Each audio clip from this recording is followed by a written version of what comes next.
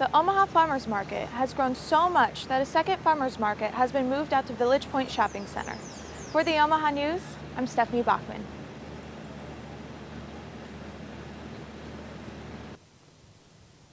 To help control the deer population, which has risen to over 350,000 deer, they are handing out more and more doe permits to hunters. For the Omaha News, I'm Stephanie Bachmann.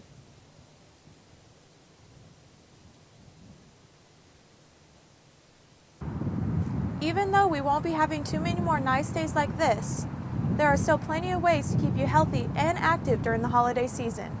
For the Omaha News, I'm Stephanie Bachmann.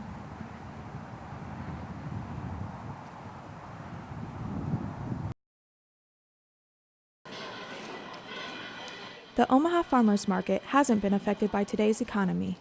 The market has gradually increased every year. It gets a little bit bigger, busier with people. And we enjoy all the people. With the increase of customers, the market is also attracting more vendors.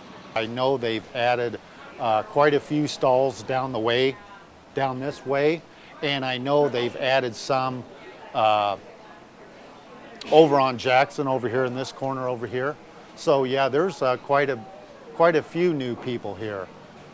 With the growing market, you can find many interesting items, but it's the traditional items that still attract the crowds. Well, you know, a lot of the produce vendors are really high gear around the 4th of July, so, you know, corn comes out a little bit before then, so it gets really crowded, you know, around that time, so. With the crowds, the economy, and even a little rain, people still come back for different reasons. I love the way the people who grow the flowers mix them and have the bouquets and take home that nice arrangement of flowers. That's so refreshing for me. The Omaha Farmers Market has grown so much that a second farmers market has been moved out to Village Point Shopping Center. For the Omaha News, I'm Stephanie Bachmann.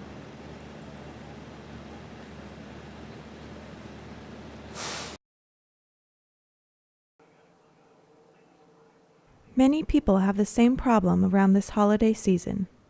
Oh, I always gain weight during the holidays, but that's what they're for. There's lots of food, lots to eat. With the large meals associated with the holidays, most people overeat. There's always going to be Thanksgiving. There's always going to be Christmas meals. All that food is still going to be there next year or still going to be there in January. We don't have to just engorge ourselves. Keeping active and moving while the weather gets colder is also very important. I pretty much run every day, 5 or 6 days a week. If you don't have time to run every day, there are other things you can do to stay active. The most efficient exercise that you can do is interval training. So if you only have 20-30 minutes out of the day, whether it's going outside or maybe you have a treadmill at home or even doing something at home where you're getting your heart rate up for a short amount of time, like a minute or so, coming back down for a minute and then going back up for a minute. Just doing things that work large muscle groups, lunges and squats, all that kind of stuff, that push-ups you can do right in your home without having any fancy machinery and stuff too.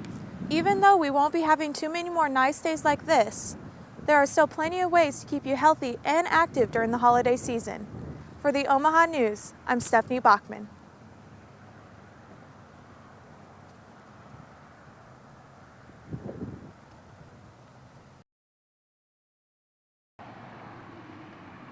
With many restaurants advertising more food for less money, people are now eating more. Local schools are trying to teach their students healthier eating habits. One of the things you'll notice the most, though, is the actual amount of food that you get has changed. Before, they weren't really measuring them too much. They just kind of dump it on a plate or in a boat, but now they're pretty strict on serving sizes. The high schools aren't just changing lunches, they are also changing what kind of snacks they sell to their students. If students want snacks, they have to hit the numerous vending machines in our building, which the high sugar content sodas are gone.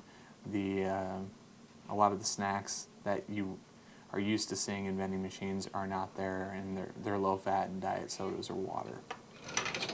Even though most of the sugar-filled snacks and drinks are no longer sold in schools, their vending machines are still full. We're seeing more and more low fat options that actually taste pretty decent, so those are starting to make their way in, and part of the mission of schools is to educate kids, not just academics, but also about healthy living too. Schools can only do so much to help kids pick up healthy eating habits. They're hoping that what they learn here, they'll take home with them. For the Omaha News, I'm Stephanie Bachmann.